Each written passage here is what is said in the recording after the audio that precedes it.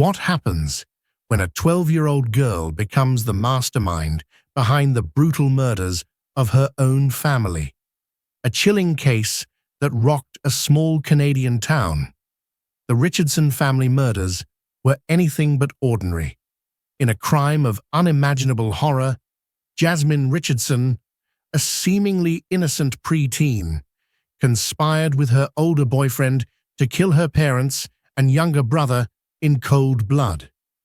With the innocence of youth shattered by manipulation and obsession, the case of Jasmine and her 23-year-old partner, Jeremy Steinke, would leave a trail of broken lives, unanswered questions, and a story that would haunt a nation. Welcome to the story of one of Canada's most notorious juvenile killers. The disturbing tale of how a 12-year-old girl and her boyfriend took the lives of her entire family, leaving a community in shock. Before we dive deeper into this shocking case, make sure you hit that like button and subscribe if you haven't already.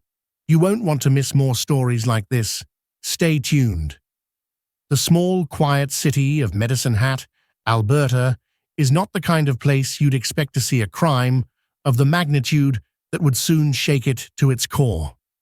On the surface, the Richardson family appeared to be just like any other suburban family. Mark Richardson, 42, worked as an accountant, while his wife Deborah, 48, was a stay-at-home mum who dedicated herself to their two children. Their 8-year-old son Tyler was a playful and energetic boy, while their 12-year-old daughter Jasmine had always been a bright student and well-liked by her peers. However, beneath the surface, things were beginning to unravel. Jasmine, once a model student, began to show signs of troubling behavior. Her grades, once excellent, started slipping, and she became more withdrawn, aggressive, and hostile toward her parents. It didn't take long for Mark and Deborah Richardson to notice a troubling shift in their daughter. She started pulling away from them emotionally, often arguing and rebelling against their rules. It became increasingly clear that something or someone was influencing Jasmine in a way that made her distant and irritable. The turning point came when Jasmine began associating with much older individuals, particularly men. Her parents were deeply worried as they noticed her spending time with adults even though she was still just a young girl. At the same time, Jasmine's interests became darker. She became fascinated with serial killers, and not just any serial killers. She openly declared that Jeffrey Dahmer, one of the most infamous mass murderers in history, was her hero. This was a significant red flag for her parents, who tried to intervene, but Jasmine's hostility only grew stronger. Mark and Deborah were alarmed by the new path their daughter was taking. They tried to impose stricter rules and limit her access to certain people and places, but it only drove a deeper wedge between them. Jasmine became more and more defiant, and the bond between her and her parents deteriorated with each passing day. Their daughter was no longer the sweet, innocent girl they had once known, and they had no idea just how far the changes in her behavior would ultimately take her. In early 2006, things took a darker turn when Jasmine met Jeremy Steinke, a 23-year-old man with a troubled past. Steinke, a high school dropout, was heavily involved in the punk rock scene and frequented the Medicine Hat Mall. It was there that Jasmine first crossed paths with him. Steinke's outward persona was that of a rebellious, goth subculture enthusiast who had a fascination with the macabre. He was also heavily active on the online platform Vampire Freaks, where he portrayed himself as a 300-year-old werewolf with a deep love for blood. Despite their age difference, 11 years to be exact, Jasmine and Jeremy quickly became close. Their relationship deepened, and before long, they were inseparable. Jeremy would accompany Jasmine to concerts and outings, and the two bonded over their shared interests in dark, gothic subculture, including their mutual fascination with violence and death. As their relationship progressed, it became clear that Jeremy was not only influencing Jasmine's beliefs, but was also manipulating her emotions, feeding her anger and hatred toward her family. Jasmine's parents were understandably alarmed by her relationship with Jeremy, whom they saw as a dangerous influence. They had tried to talk to their daughter about the risks of associating with much older men, but Jasmine, now deeply infatuated with Jeremy, rejected their concerns. As her attachment to him grew, so did her resentment toward her family. It wasn't just her parents she grew to hate, but also her 8-year-old brother, Tyler. In a shocking display of hostility, Jasmine became physically violent with Tyler. On one occasion, she even strangled him, an act that left her brother terrified of her. He no longer felt safe around her and began to distance himself from his older sister. Yet Jasmine's disdain for him only seemed to increase. At this point, Tyler was becoming more of a target for Jasmine's violent tendencies. To make matters worse, Jasmine began leaving Tyler at home alone while she spent time with Jeremy and her friends. It was clear that she was becoming increasingly detached from her family, particularly Tyler, who would eventually pay the ultimate price for Jasmine's growing animosity and the influence of Jeremy Steinke. The situation in the Richardson household was becoming untenable. Jasmine, now fully immersed in her relationship with Jeremy, was spiraling out of control. As the family dynamic unraveled, so too did any sense of normalcy. Jasmine's increasing hostility toward her family, especially her parents, began to take a more sinister turn. Her relationship with Jeremy was no longer just about rebellion. It was about something far darker. Jasmine was becoming someone who was willing to go to extreme lengths to escape the life her parents had given her. And Jeremy was more than happy to help her fulfill her disturbing fantasy. Mark and Deborah, despite their best efforts, could not stop the tide of change sweeping through their daughter's life.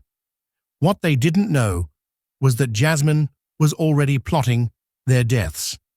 By April 2006, Jasmine's relationship with Jeremy Steinke had become the central focus of her life. The influence Jeremy held over her deepened with every passing day, and she began to openly share her violent fantasies with him. It wasn't long before Jasmine came up with a chilling plan to rid herself of the people she viewed as obstacles to her future with Jeremy. In a series of emails and conversations, Jasmine confided in him, outlining her scheme. She had a plan to kill her family, and she was ready to make it a reality. Her parents' disapproval of Jeremy, combined with their increasing control over her life, pushed Jasmine further into her desire to escape. Jasmine wanted to live with Jeremy, but in her mind, that dream could only be realized if her family was out of the picture. On April 23, 2006, she took the first steps in executing her grim plan. At around 5 a.m. that morning, Jasmine left a window in the basement of her home open to allow Jeremy to enter. He crept in through the basement and made his way into the house, where he lay in wait for his targets. The details of how the killings unfolded remain a bit murky, as both Jasmine and Jeremy would later point fingers at each other. However, the sequence of events is believed to have unfolded as follows. The first victim was Deborah Richardson, Jasmine's mother. When Deborah went to investigate a noise coming from the basement, she was ambushed by Jeremy. Armed with a knife, Jeremy attacked Deborah, slashing and stabbing her multiple times. Her wounds were severe, and she died in the basement. Mark, who had heard his wife's screams, rushed down to the basement to see what was happening. He confronted Jeremy, and in the chaos of the struggle, Mark managed to stab Jeremy in the eye with a screwdriver. Despite this brave act of defense, Mark was overpowered by Jeremy, who attacked him with deadly force. Jeremy repeatedly stabbed Mark, ultimately killing him. After the brutal slayings of Mark and Deborah, the next victim was Tyler Richardson, Jasmine's younger brother. Tyler had been asleep in his bedroom upstairs when the attacks began, and by the time he was woken up to the violence below, it was too late. There's still uncertainty over who actually killed Tyler, whether it was Jasmine herself or Jeremy, but what is known is that Tyler was attacked viciously. His throat was slit, and he sustained multiple stab wounds to his chest and face. Despite his young age, Tyler fought back. In a desperate attempt to defend himself, he grabbed a toy lightsaber and attempted to fend off his attackers. But it was no use. He was overpowered and left to die in his room, his final moments filled with pain and terror. The murders were cold and calculated, executed with precision and brutality. When the bloodshed was over, all three members of the Richardson family were dead. Yet, in a horrifying twist, this was just the beginning of the story. After the horrific murders, what followed was almost as disturbing as the killings themselves. Instead of being filled with fear or remorse, Jasmine and Jeremy acted in a way that seemed almost detached from the gravity of their actions. The two of them left the crime scene, heading straight to a friend's house to celebrate what they had just done. The pair joined a party where they boasted about the murders. Jeremy, in particular, bragged about how they had gutted the family like a fish. Jasmine, in an eerily cold manner, recounted how Tyler's last breaths sounded, describing how he gurgled as he died. This chilling lack of emotion in the aftermath was shocking, especially for those who had known them as a young couple. To them, it was as if the murders were little more than a dark fantasy come to life. The fact that they didn't seem to be affected by the murders only made the case more terrifying. While the rest of the world would soon come to grips with the horrific tragedy, Jasmine and Jeremy seemed to have no remorse for what they had just done. They were far from distressed. Instead, they were filled with a sense of triumph, as though they had completed some kind of twisted mission. Meanwhile, the horror was unfolding in the Richardson home. The bodies of Mark and Deborah were discovered first, lying in the basement in a pool of blood. They had been viciously attacked, but it wasn't until a little later that their 8-year-old son Tyler's body was discovered upstairs. Tyler's friend, who had come to the Richardson home that morning, made the horrifying discovery when he went to Tyler's room. The police were immediately called, and an investigation was launched into the brutal murders. At first, the authorities had no idea what had happened, and they feared the worst. They believed that Jasmine might also be a victim, given that she was missing. The idea that a 12-year-old girl could be involved in such a heinous crime seemed unfathomable to investigators at that point. But then, things took a turn. Jasmine's disappearance, which had initially seemed like a sign that she was an innocent victim, soon became a red flag. Investigators began to piece together a darker story as they dug deeper into Jasmine's life. A shocking revelation came when police found a stick figure drawing in Jasmine's school locker. The drawing, which depicted stick figure family members being murdered, was interpreted as a grim and chilling foreshadowing of the murders. Authorities soon realized that Jasmine had been far from a victim in this case. She was not only alive and well, but she was also complicit in the brutal killings. Jasmine and Jeremy were eventually tracked down and arrested at a convenience store in Saskatchewan, a few hundred miles from Medicine Hat. They were found in the company of 2 other girls, Casey and Kaylee, who were later implicated in the crime for obstructing justice. The two girls were not directly involved in the killings, but had helped cover up the crimes. As the arrest unfolded, the reality of what had transpired began to sink in. Jasmine, who had initially tried to act as though she were just another victim, now stood accused of being the mastermind behind the murders of her entire family. Once Jasmine and Jeremy were arrested, the full scope of the brutal murders began to unfold. Their interrogations revealed a chilling portrait of how deeply Jasmine had become involved in the crime, as well as the degree of manipulation Jeremy had exercised over her. Jasmine, still only 12 years old at the time of the murders, was taken in for questioning by law enforcement. In the early stages of the interrogation, Jasmine appeared calm and collected, almost eerily so. At first, she denied any involvement in the murders, insisting that she was just as much a victim as her parents and brother.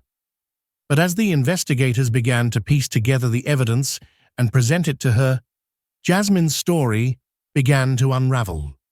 During her interrogation, Jasmine initially denied being involved in the killings, even as police presented evidence that clearly pointed to her complicity. However, after hours of questioning, she eventually began to crack. The moment her facade started to crumble was when she was shown the stick figure drawing found in her school locker. The image, clearly depicting a family being murdered, was too telling to ignore. Jasmine admitted that the drawing was hers, but she claimed it had been a mere joke. But as the police continued pressing her, Jasmine's narrative shifted. She eventually confessed to helping Jeremy carry out the murders. She described how she had let him into the house through the basement window, how they had ambushed her mother, Deborah, as she came to investigate the noise in the basement, and how the killings quickly escalated. Jasmine also admitted to having played a key role in planning the murders, claiming that she had been planning it for months. She told investigators that she had hoped to be with Jeremy and escape the control of her parents, and the only way to achieve that, in her mind, was to eliminate them completely. Jeremy, during his own interrogation, showed a similar lack of remorse. His statements mirrored the chilling and almost casual way in which the murders had been carried out. Like Jasmine, he initially denied being involved, but when confronted with the evidence, he too began to confess. Jeremy described the murders as though they were part of a twisted fantasy, echoing his claims of being a 300-year-old werewolf and his fantasies of violence. He insisted that the killings had been Jasmine's idea, although there was no doubt that he had played an active role in carrying out the crimes. Jeremy claimed that when he attacked Mark Richardson in the basement, he had been wearing a mask. He recalled Mark's final words, "Why?" To which Jeremy reportedly responded, "It's what your daughter wanted." This statement would later come to haunt both him and Jasmine, as it confirmed the deep level of manipulation that had been present in their relationship. As the interrogations unfolded, it became clear that the two had fed off of each other's violent tendencies. While it was Jasmine who had conceived the plan to kill her family, it was Jeremy who had encouraged her and helped her carry out the grisly act. The police had no doubt that both were equally responsible for the deaths of Mark, Deborah, and Tyler Richardson. In addition to Jasmine and Jeremy, two other young women, Casey and Kaylee, were implicated in the crime. While they were not directly involved in the murders themselves, they were arrested for obstructing justice. Casey, in particular, had been one of the people who had driven Jasmine and Jeremy to the convenience store in Saskatchewan after the murders. She had also reportedly been aware of the killings and failed to come forward with information that could have helped investigators. Casey and Kaylee's involvement, though secondary to that of Jasmine and Jeremy, highlighted the disturbing way in which the crime had been treated by those close to them. It was as though the brutal deaths of an entire family were little more than a shocking event that prompted a strange kind of celebration among those involved. The trial of Jasmine Richardson and Jeremy Steinke became one of the most highly publicized criminal cases in Canadian history. The brutal nature of the murders, the involvement of a 12-year-old girl in the killings, and the disturbing influence of a much older man all combined to create a case that would both horrify and fascinate the public. In 2007, Jasmine Richardson stood trial for the murders of her parents, Mark and Deborah Richardson, and her younger brother, Tyler. As the youngest person ever charged with multiple first-degree murders in Canada, the case was deeply scrutinized by both the media and the public. Jasmine's defense team argued that she was a victim of manipulation by Jeremy Steinke, who had preyed upon her vulnerable state and groomed her into a relationship that ultimately led to the horrific murders. They claimed that while Jasmine may have been an active participant in the killings, she was a victim of Jeremy's coercive influence. Despite these arguments, the evidence against Jasmine was overwhelming. The stick figure drawing found in her locker, her confessions during interrogation, and the details of her relationship with Jeremy painted a chilling picture of a girl who had been manipulated but had also willingly participated in the murders. It was clear that Jasmine had not only been complicit in the killings, but had planned them, executing her plan with shocking precision. The Crown prosecutor argued that Jasmine had hatred in her heart for her parents, driven by her desire to be with Jeremy and escape her family's control.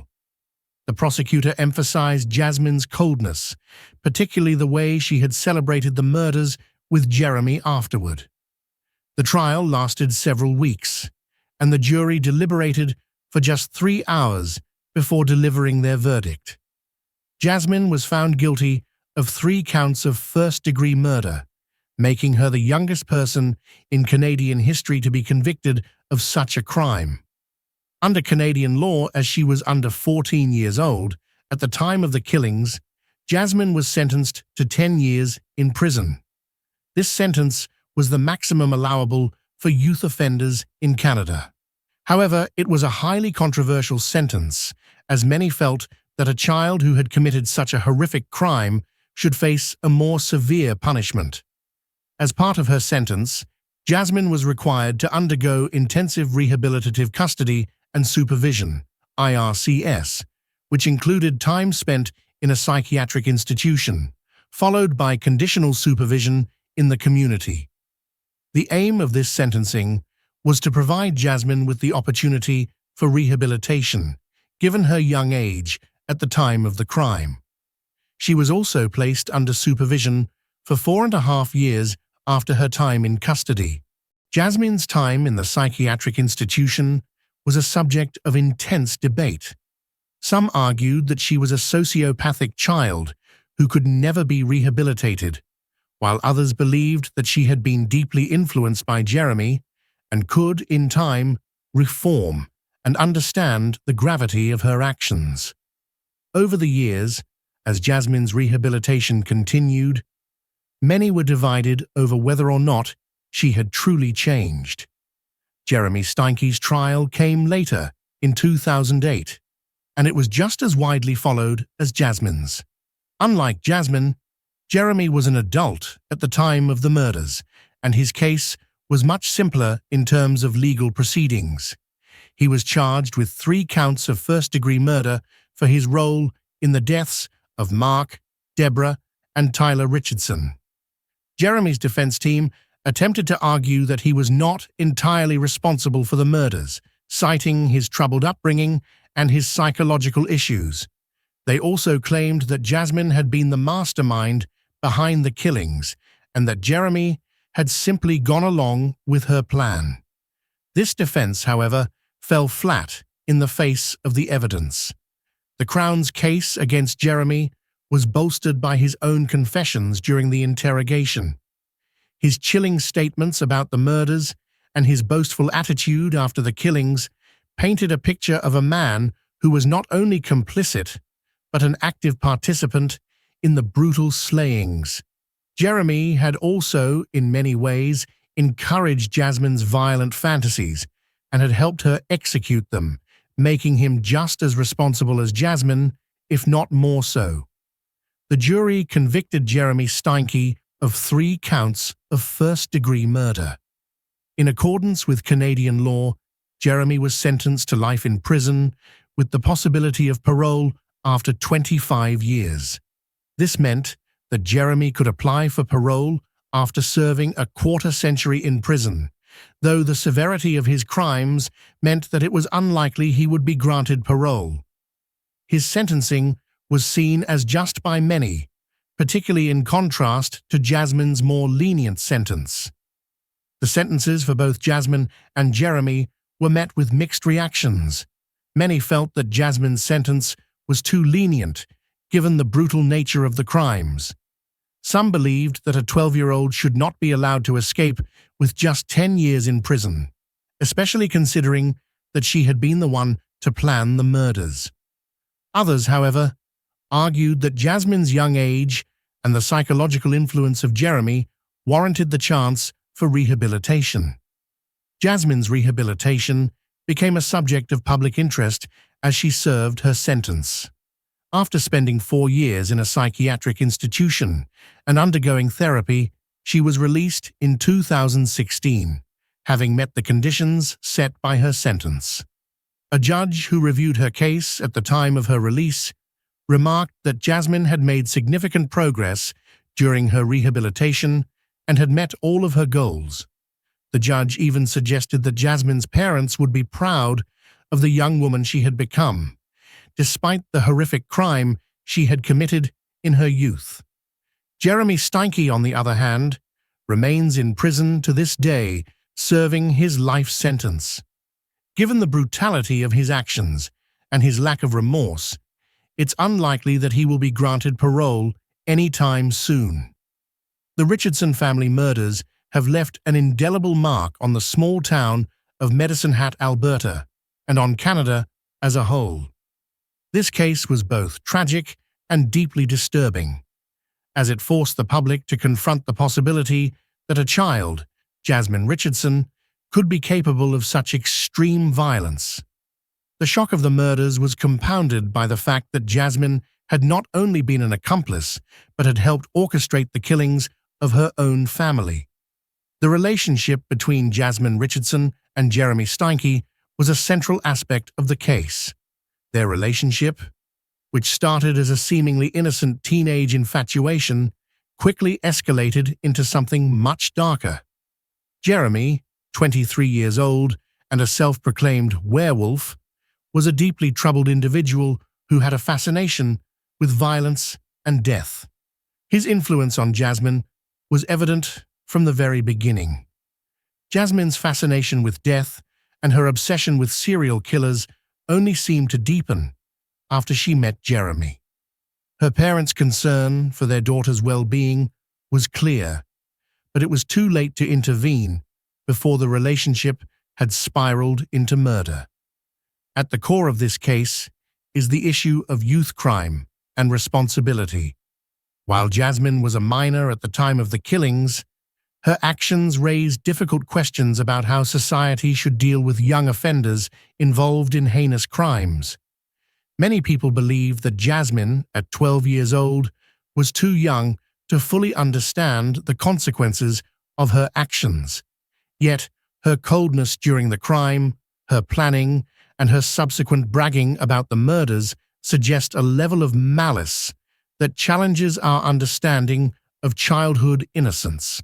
The case also brought attention to the role of social media and online communities in shaping the behavior of vulnerable teenagers. Jasmine's interactions with Jeremy were not isolated to the physical world. Much of their relationship developed through online platforms. Jeremy's profile on Vampire Freaks, a social networking site for goths and those interested in dark subcultures, provided a window into his twisted psyche. He presented himself as a werewolf and openly discussed violent fantasies, which likely played a role in grooming Jasmine. This case underscores the dangers of online radicalization and the potential for predators to exploit vulnerable teenagers through digital platforms. Over the years, the Richardson family murders have continued to haunt the Canadian public. For many, the case is a reminder of how much darkness can lie beneath the surface of seemingly normal lives. The murders also highlighted the psychological complexities of youth crime and the challenges of rehabilitating young offenders. Jasmine's release in 2016 was met with mixed reactions. Some believed that her rehabilitation and the efforts she had made to turn her life around justified her release. Others felt that someone who had committed such horrific acts should never be allowed to reintegrate into society. As for Jeremy Steinke, his fate remains uncertain. He is still serving his life sentence, and the possibility of parole looms over him. Given his lack of remorse and his continued denial of responsibility for the murders, his future remains bleak. The Richardson family murders remain a cautionary tale about the dangers of unchecked influence, the complexities of youth crime, and the tragic consequences of a relationship built on manipulation and violence. It serves as a chilling reminder of how vulnerable teenagers can be, even in what seems to be a safe environment, and how easily they can be led down a dark path. The case of Jasmine Richardson and Jeremy Steinke is a horrifying tragedy that will likely remain a dark chapter in the history of Canadian crime. The brutality of the murders and the involvement of a 12-year-old girl in the killings make it one of the most unsettling cases of youth violence in modern history. The story serves as a reminder of the need for vigilance and understanding when it comes to the welfare of vulnerable children, especially those who may be falling under the influence of dangerous individuals. With that, the case of the Richardson family murders is a tragedy that will never be forgotten, one that continues to provoke discussions about criminal justice, youth rehabilitation, and the deep psychological scars left in the wake of such a horrific act.